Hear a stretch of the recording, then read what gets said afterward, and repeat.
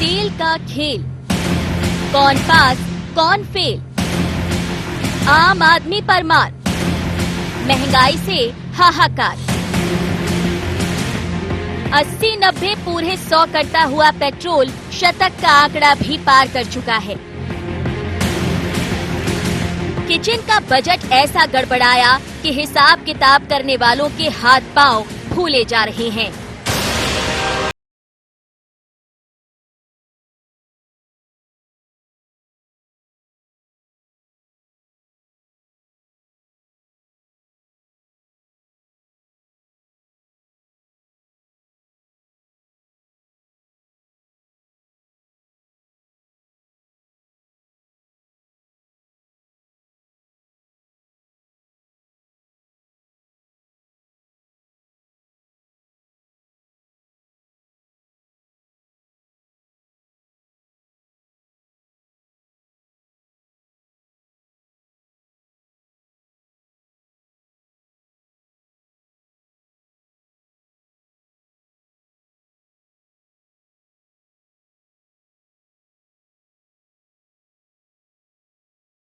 महंगाई की तरह सियासत भी बढ़ रही है। प्रदेश सरकार के मंत्री साइकिल पर सवार क्या हुए, राजनीति आरोप प्रत्यारोप को भी पहिए मिल गए। मंत्री विश्वास सारंग के साइकिल पर निकलने की देर थी कि कांग्रेस ने मुद्दे को लपक लिया और बढ़ती महंगाई पर केंद्र सरकार को कटघरे में खड़ा कर दिया। विश्वास सारंग जी को बहुत बहुत बधाई। उन्होंने साइकिल पर निकलकर कम से कम गरीब जनता के ऊपर जो पेट्रोल और डीजल की मार पड़ी हुई है उसके प्रति उनने जागृत किया और ये महसूस किया कि आज साइकिल पे निकलने के दिन मोदी जी की सरकार में आ गए हैं। अब हमें पूरी उम्मीद है कि जब एक दो और मंत्री इसी तरह से साइकिल पर निकलेंगे तो मोदी जी को जरूर लाज आएगी और वो एक्साइज ड्यूटी घटाकर देश की जनता को पेट्रोल और डीजल की कीमतों में राहत देंगे। ये वो कमलनाथ नहीं है जिनने अपने वचन पत्र में डीजल पेट्रोल के दाम कम करने का करके धोखा देके लोगों को सरकार में आए और सरकार में आने के बाद में सबसे पहले इनने डीजल पेट्रोल के दाम बढ़ाए। तब तो कोई आपदा नहीं थी, आज तो आपदा है। तब कोई समस्या नहीं थी। यही समस्या थी कि मध्य प्रदेश के लोगों ने समस्या को ही चुन लिया था। इनने दाम बढ़ा दिए और अब उंगली उठा रहे हैं। इनको अधिकार है क्या उंगली उठाने का? कमलनाथ जी शीशे के घरों में रहने वाले दूसरों पर पत्थर नहीं फेंकते। कुल मिलाकर देखें तो जनप्रतिनिधियों की सियासी रोटी तो खूब सिक रही है, लेकिन गरीब के घर का चूल्हा ठंडा है और दिल में गुस्से की आग। लेकिन वो कहते हैं ना कि तेल देखो तेल की धार देखो। अब ये धार आम आदमी की जेब पर वार तो कर रही है, लेकिन इसका पलटवार कब और कैसा होगा ये फिर वक्त रहते इसे सुधार कर लिया जाएगा, ये देखने वाली बात होगी। IND 24 के लिए एसोसिएट एडिटर नाजनीन नकवी की रिपोर्ट।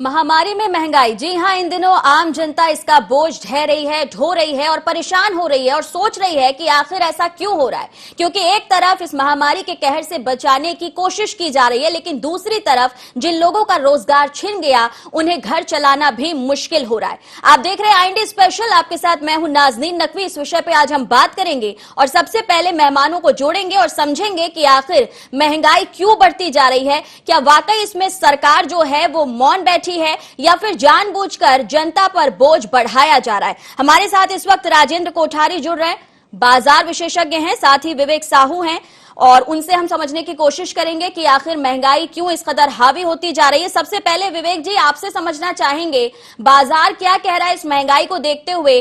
आम जनता बेहद परेशान है कि महामारी को देखते हुए भी महंगाई पर बहुत बड़ा असर पड़ा है, क्योंकि ट्रांसपोर्टेशन भी इस तरीके से संचालित रूप से चल नहीं रहा है जी। और ऊपर से सबसे बड़ी मार डीजल और पेट्रोल की उपभोक्ताओं पे पड़ रही है। क्योंकि जो पहले 80 रुपए लीटर डीजल मिलता था वो आज 100 रुपए पार हो चुका है। जी। तो कहीं ना कहीं ट्रांसपोर्टेशन का भी इसको बहुत बड़ा असर पड़ रहा है। दूसरा, आवक उस माध्यम से नहीं हो रही, मांग की पूर्ति नहीं हो पा रही, दालों के दाम बढ़े हुए हैं, तेल ने तो ऐसी आग लगाई है जिसकी आग नहीं है। और अगर हम ये कहें कि पेट्रोल के दामों को देखते हुए और तो तेल और सोयाबीन ऑयल के दाम देखते हुए आदमी का तेल निकला जा रहा है। तो बड़ी बहुत ज्यादा समस्याएं हैं। और महंगाई के दौर में, और इस दौर में जबकि लोगों के पास काम नहीं है, धंधा नहीं है, व्यापार नहीं है, उस दौर में ये महंगाई बड़ा महंगा साबित हो रही है। देखिए, इसमें ये भी एक बात बार बार सामने आ रही है कि कालाबाजारी बहुत हो रही है। जब हम बात करते हैं जनप्रतिनिधियों से तो वो इस तरफ भी चर्चा को मोड़ देते हैं। तो क्या आपको लगता है कि ये भी एक असर करने के लिए काफी है मुद्दा की जो कालाबाजारी है वो भी कहीं ना कहीं हावी है? देखिए, मैं इस चीज को बिल्कुल नहीं मानता। व्यापारी भी कोरोना वॉरियर्स की तरह आप सबकी सेवा के लिए लगा हुआ है, उपभोक्ताओं की सेवा के लिए लगा हुआ है। बस सरकार कहीं ना कहीं व्यापारी को इस कोरोना वॉरियर्स की श्रेणी में रखना नहीं चाहती, क्योंकि उनके लिए व्यापारी कोई मायने नहीं रखता। जबकि व्यापारी अगर नहीं हो तो लोगों को खाने के लिए दाना भी ना मिले। आप इस चीज को समझिए। बल्कि सरकार को चाहिए कि व्यापारियों को प्रोत्साहन करे और किस प्रकार से आसानी के रूप से उपभोक्ता को अपना माल पहुंचा पाए, सस्ता माल पहुंचा पाए, इस पर प्रयास करना चाहिए, ना कि व्यापारियों को कालाबाजारी का रूप देते हुए उन पे आरोप लगाया जाए। चलिए, यानी आप ये कह रहे हैं कि जो परेशानी है उससे व्यापारी भी दो चार हो रहे हैं। राजेंद्र कोठारी जी, बाजार जिस तरीके से औंधे मुंह गिरा हमने देखा, कोरोना का कहर लगातार चला आ रहा है 2020 से, अब और ज्यादा नए नए वेरिएंट जो है वो कोरोना के सामने आ रहे हैं, लेकिन इस सबसे जूझता हुआ जो आम आदमी है उस पे महंगाई का वायरस भी लगा हुआ है, वो उससे भी जूझ रहा है। हेलो जी राजेंद्र जी। असल दिक्कत यह है कि सरकार तो है ही नहीं हमारे यहाँ। जब सरकार नहीं है तो कालाबाजारी के लिए जिम्मेदार कौन है? कालाबाजारी के लिए व्यापारी जिम्मेदार है या सरकार जिम्मेदार है? जो हमारी सारी दिक्कत है वो, जो मेरे पूर्व वक्ता ने कहा कि पेट्रोल डीजल की वजह से दूध का दाम भी बढ़ता है, सब्जी का दाम भी बढ़ता है, अनाज का दाम भी बढ़ता है, सारे दाम बढ़ते हैं जी। और अगर हम कहें कि तेल का भाव 150 रुपए 200 रुपए लीटर हो गया तो तेल पूरा कंट्रोल हो रहा है अडानी के द्वारा।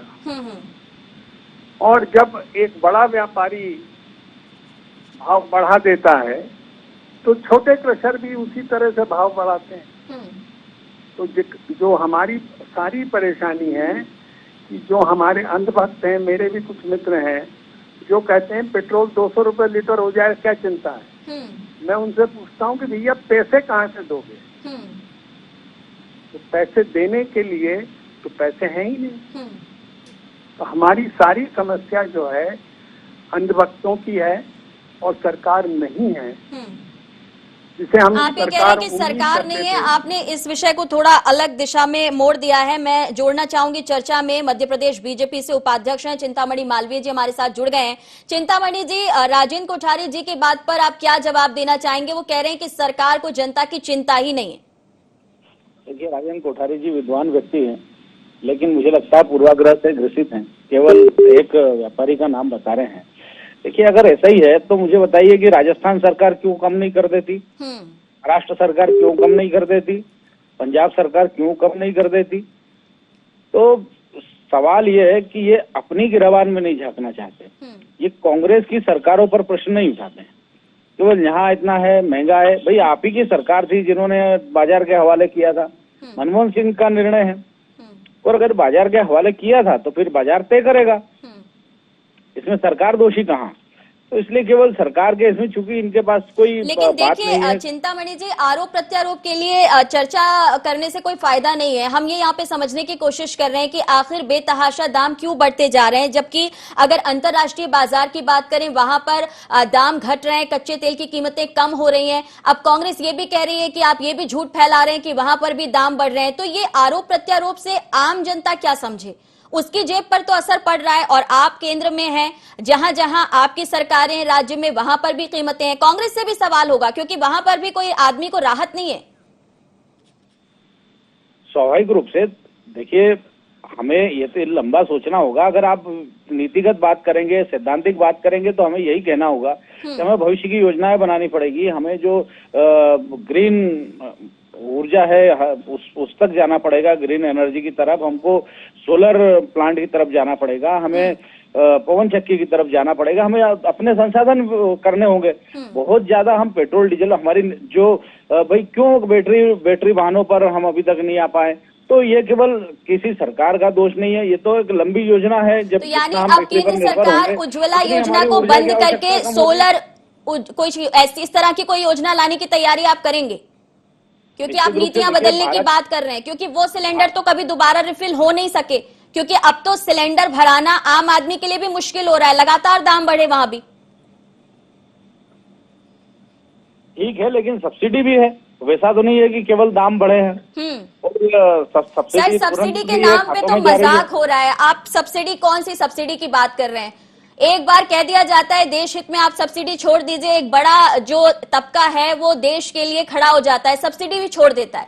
उसके बाद भी तो जो गरीब तबका है उसको राहत नहीं है। चलिए, आप जवाब रेडी रखिए, मैं विक्रांत भूरिया को भी जोड़ रही हूँ चर्चा में।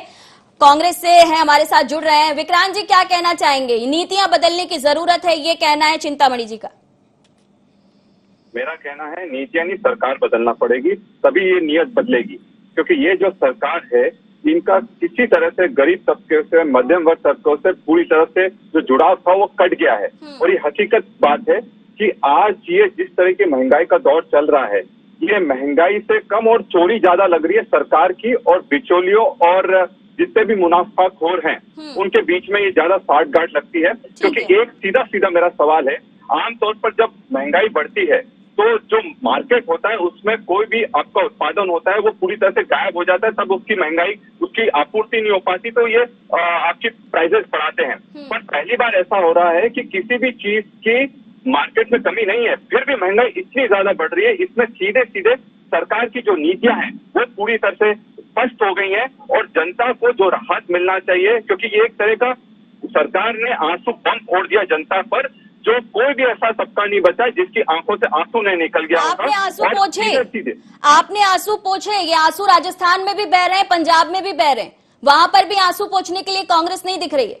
बोल रहा हूँ, महंगाई कहाँ से चलती है? महंगाई पूरे देश से चलती है। इसमें अगर सबसे बड़ी किसी की जवाबदारी है तो केंद्र सरकार की है, क्योंकि ये वही सरकार है जो पहले बोलती थी कि अब बहुत हुई महंगाई की मार, अब की बार मोदी सरकार, तो कहाँ है महंगाई चली गई, कहाँ लोगों को राहत मिल गई? देखिए, नारों और जुमलों में मत फंसाइए विक्रांत जी। सवाल ये है कि राज्य सरकार क्या कर सकती है, कौन सी यहाँ पर राहत दे सकती है, राजस्व का मुंह छोड़ सकती है, कस्टम ड्यूटी कम कर सकती है, या उस बारे में बात कर सकती है, ये भी राज्य सरकारें कर सकती हैं। लेकिन आप जहां पर सरकार में है, राज्यों में, आप वहां भी ये नहीं कर रहे हैं। आरोप लगाने से कुछ नहीं होगा, समाधान पर बात करनी होगी। विवेक हमारे साथ हैं। विवेक जी, इन आरोपों में आप क्या देखते हैं? क्या वाकई में अगर कस्टम ड्यूटी के संबंध में बात होनी चाहिए, उससे कोई राहत मिल सकती है?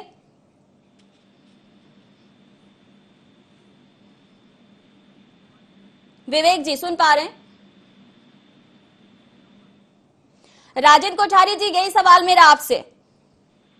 देखिए, बड़ी सिंपल बात यह है कि हम मध्य प्रदेश में हैं, राजस्थान में क्या हो रहा है, पंजाब में क्या हो रहा है, बंगाल में क्या हो रहा है, केरल में क्या हो रहा है, ये चिंता मुझे मध्य प्रदेश में नहीं है। मुझे बताइए, 15 साल की आपकी सरकार ने मेरे लिए क्या किया? ये बात कर रहे शिवराज इसलिए कम नहीं कर रहे कि राजस्थान में कम नहीं हो रहा, पंजाब में कम नहीं हो रहा इसलिए शिवराज कम नहीं कर रहे। तो हमारी प्रति व्यक्ति आय तो कुल 1 लाख है और देश की आमदनी 1,60,000 है। तो चिंतामणि जी बताएं कि मेरी आमदनी 1,60,000 कब हो? ठीक है, ये पूर्वाग्रह नहीं है।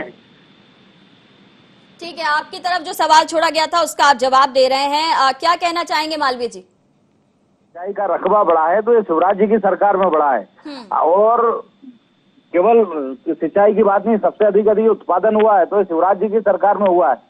सिमी का अगर आप बता रहे हैं कि मेरे लिए क्या, सिमी का अगर पूरा जो जाल टूटा है तो शिवराज जी की सरकार में टूटा है। ये डकैतों का अंत हुआ है तो शिवराज जी की सरकार में अंत हुआ है।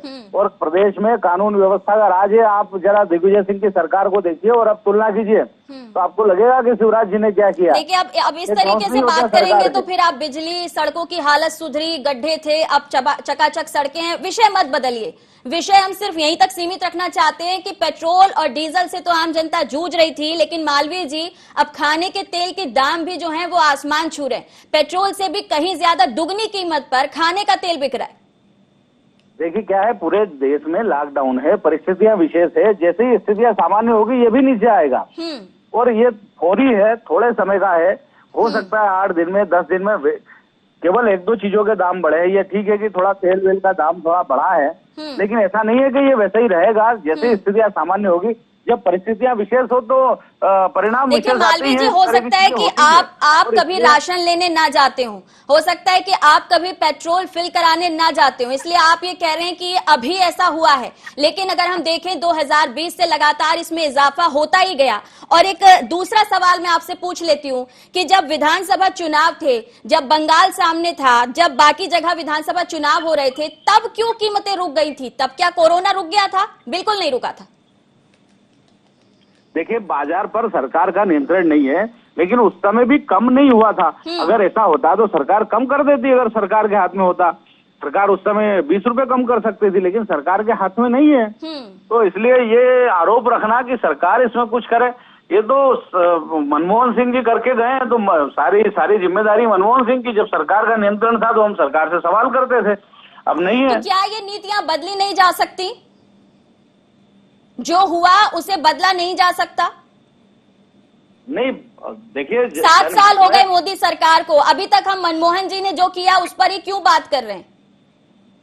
ना, इसमें कोई शक नहीं कि जो जन कल्याण और जनहित के लिए जो आवश्यक हो वो किया जाना चाहिए जी। और ये निर्णय मेरे स्तर पर तो होना नहीं है। नहीं, बिल्कुल नहीं होना है। चूंकि आपने हवाला दिया, इसलिए मैं आपसे सिर्फ समझने की कोशिश कर रही हूँ कि क्या आम जनता के लिए नीतियां भी बदली जा सकती हैं? निश्चित रूप से बदली जानी चाहिए और होना चाहिए जो जन कल्याण के लिए आवश्यक है। चलिए जवाब तैयार रखिएगा। गौरव जी हमारे साथ जुड़ गए हैं, वरिष्ठ पत्रकार हैं। गौरव जी, बहुत स्वागत है आपका। सरकार के हाथ बंधे हुए हैं, जैसा कि आपने मालवीय जी को सुना होगा, जितना आप सुन पाए होंगे। महंगाई जो है बढ़ती जा रही है, लेकिन उसे कम करने को लेकर, राजस्व का मोह छोड़ने को लेकर सरकारें तैयार नहीं है। देखिए, ये कहना नितांत ही गलत है कि सरकारों का नियंत्रण महंगाई के ऊपर नहीं है। ठीक है, पेट्रोलियम पदार्थों के ऊपर सरकार ने नियंत्रण हटा दिया है, लेकिन अगर आप बाजार की स्थिति देखें, जिस बात का हवाला चिंतामणि मालवीय जी दे रहे थे, तो बाजार में आज जब तेल की दरें बहुत नीचे हैं, उसके बाद भी तेल अगर महंगा बिक रहा है और सरकार नहीं बोल रही है, तो इसके पीछे की जो असल साजिश है, हमें उसकी तरफ ध्यान देना होगा। सरकार चूंकि एक बड़ा रेवेन्यू पेट्रोलियम पदार्थों से प्राप्त करती है पर डे का, उसको वो खोना नहीं चाहती, इसलिए सरकार वहां पर बोलना नहीं चाहती है।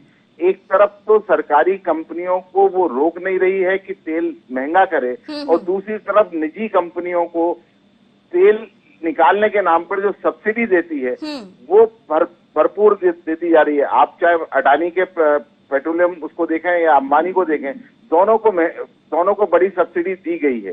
सरकार यहाँ पर कंट्रोल करे। क्यों आखिर भारत से श्रीलंका, बांग्लादेश और पाकिस्तान जो तेल निर्यात किया जाता है वो भारत में सस्ता जाता है, और भारत में अगर हम पेट्रोल की बात करें तो 4 गुना महंगा बिक रहा है, 3 गुना महंगा बिक रहा है। तो सरकार को स्वयं कदम उठाकर आगे बढ़ना पड़ेगा। और सिर्फ पेट्रोलियम पदार्थों की बात नहीं है, सारी चीजों पर अगर आप बात करें, आज की तारीख में खाद्य तेलों पर जबरदस्त तेल के भाव बढ़े जा रहे हैं, और जबकि अगर देखा जाए तो ना आम उपभोक्ता को सही तेल मिल पा रहा है और ना उसको उसके क्वालिटी के हिसाब से रेट मिल पा रहे हैं।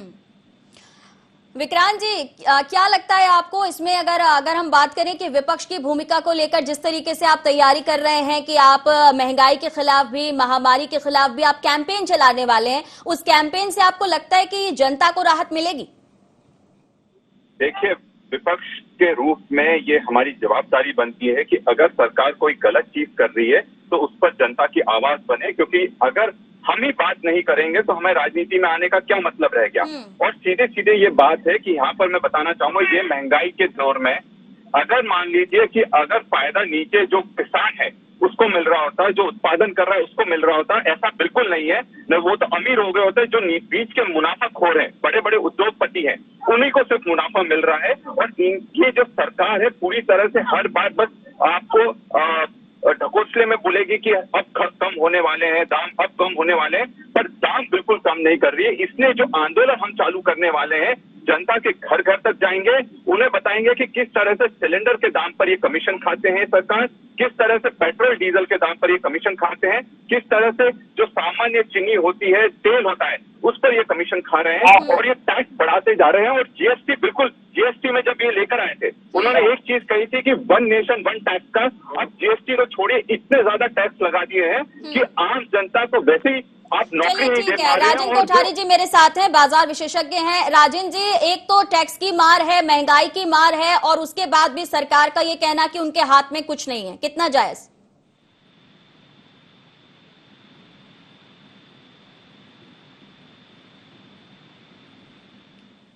कोठारी जी आवाज मिल रही है? चलिए चिंतामणि जी, आप जवाब देना चाहेंगे? बहुत लंबा कुछ बोला है यहाँ पर, अगर बात की जाए विक्रांत जी की। देखिए, विक्रांत जी तो केवल तथ्यहीन बात कर रहे हैं। अभी कह रहे हैं नहीं साहब, ये तो ऐसा नहीं, सरकार बदलनी पड़ेगी। आप बताइए कि जब आपकी सरकार केंद्र में थी तब आप कितने सिलेंडर देते थे? तब तो आप कहते थे कि 5 सिलेंडर ले लो, 6 सिलेंडर ले लो। युवराज घोषणा करते थे कि मैंने 8 का कर आप दिया। सिलेंडर तो दे रहे हैं, लेकिन उसे भरवाने की हालत नहीं बची है आम आदमी की। जब कितनी उपलब्धता थी। चिंतामणि जी, थोड़ी चिंता करनी पड़ेगी आपको जनता की। सिलेंडर तो आपने दे दिए, लेकिन उसे भरवा नहीं पा रहा आम व्यक्ति। वो जो आरोप लगा रहे हैं, सवाल तो हम उनसे भी पूछ रहे हैं, लेकिन क्या जिस किसान की बात आप कर रहे हैं, जहां एमएसपी देने की बात हो रही है, जहां किसानों की आय दोगुनी करने की बात हो रही है, अगर ये उनकी जेब में भी जाता तो भी संतुष्टि थी। लेकिन बिचौलियों की बात हो रही है, बड़े व्यापारियों की बात हो रही है, मुनाफाखोरों की बात हो रही है, इस पर कौन ध्यान देगा?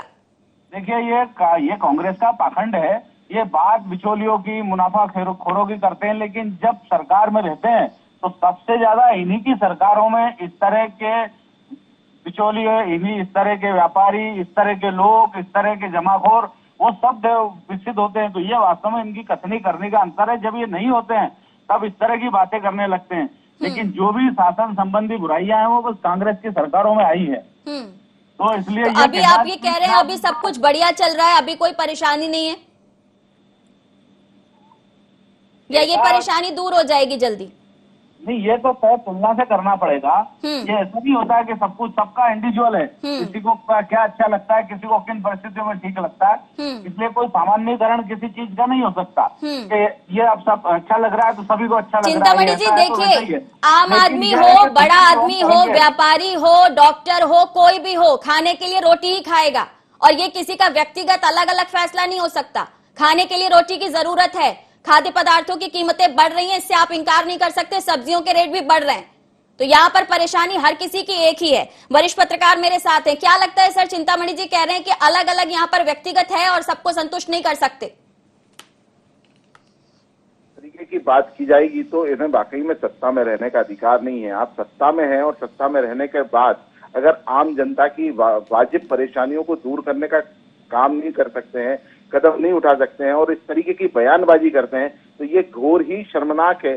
देखिए, मैं आपको फिर अब कह रहा हूं कि खाड़ी के देशों में जो तेल निकल रहा है वो सस्ता मिल रहा है। आज की तारीख में भारत को सस्ता मिल रहा है। उसके बाद अगर तेल इतना ऊपर के दामों पर जा रहा है तो उसके पीछे वजह क्या है, और सरकार को उस पर जाकर नियंत्रण लगाना चाहिए। लेकिन सरकार नियंत्रण इसलिए नहीं करना चाहती कि उसको एक बार का जो तेल का 15 पैसे बढ़ाए या 30 पैसे बढ़ाए, जितना भी पैसे बढ़ाती है उसे लगभग 9 पैसे के आसपास सरकार को फायदा होता है। तो सरकार इस 9 पैसे के लालच में आम जनता के ऊपर बोझ जो डलता हुआ आ रहा है उसको कंटिन्यू करे जा रही है। सरकार को इस तरफ कदम उठाना चाहिए। सरकार को वैसे ही मोटा रेवेन्यू मिलता है। सरकारों की यहाँ पर जिम्मेदारी बनती है, चाहे वो केंद्र सरकार हो, राज्य सरकारें हो। राजेंद्र जी, क्या वाकई मुश्किल सरकार के सामने भी है, क्योंकि कॉस्ट ऑफ प्रोडक्शन की बात होती है, पैकिंग की बात होती है और तमाम दूसरी बातें कह के यहाँ पर खुद को बचाने की कोशिश की जाती है, तो क्या ये सारी बातें वाजिब हैं? ये सारी बातें वाजिब है मालवीय जी की। अगर मैं ये पूछूं उनसे कि 16 साल से बीजेपी की सरकार है, तो दिग्विजय सिंह जिम्मेदार है आज के काम के लिए। अगर गलत नीति थी तो नीति बदल जा सकती, और मनमोहन सिंह की सरकार की नीति का दुहाई देकर 7 साल तक कब तक आप हमारा दोहन करेंगे? चलिए ठीक है, आपने कहा थोड़ा वक्त मेरे पास कम है। विक्रांत जी से ले लेती हूँ क्योंकि वो विपक्ष में है। कांग्रेस के समय में सारी नीतियां बनी थी। विक्रांत जी, क्योंकि इन सारी बातों के लिए कांग्रेस जिम्मेदार है, तो नीतियां बदलने के लिए आप ही पहल कीजिए। आप बिल्कुल हमें मौका दीजिए, सरकार में आएंगे तो बिल्कुल नीतियां बदलेंगे, और तब तक इनको चैन की नींद नहीं सोने देंगे, क्योंकि जिस तरह से ये जवाबदारी नहीं लेना चाहते हैं। जब आप सरकार में आएंगे तब आप बीजेपी की नींद हराम करेंगे, और अभी आम जनता की नींद उड़ी हुई है, उसकी आपको फिक्र नहीं है। अभी नहीं, केवल सत्ता में आना ही परम ध्येय है। अभी नींद अभी आराम कर रहे हैं हम इनकी, इनको कोई चैन से थोड़ी ना बैठने देंगे। जनता की आवाज जो उठाने का जो जिम्मा हमको दिया है, हम बिल्कुल वो जिम्मा चलिए उठाएंगे। देखते हैं कितना रंग लाएगी आपकी मुहिम, आपकी कैंपेन। बहरहाल सभी का बहुत शुक्रिया। और कुल मिलाकर देखा जाए तो फिलहाल खाने की परेशानी है, घर चलाने की परेशानी है, दाल में तड़का लगाने की परेशानी है, लेकिन सियासत में तड़का दिन ब दिन लगता जा रहा है। देखना होगा कि महंगाई की ये जो मार है, महामारी में जो महंगाई है, वो कितना और आगे जाएगी। फिलहाल दीजिए इजाजत, नमस्कार।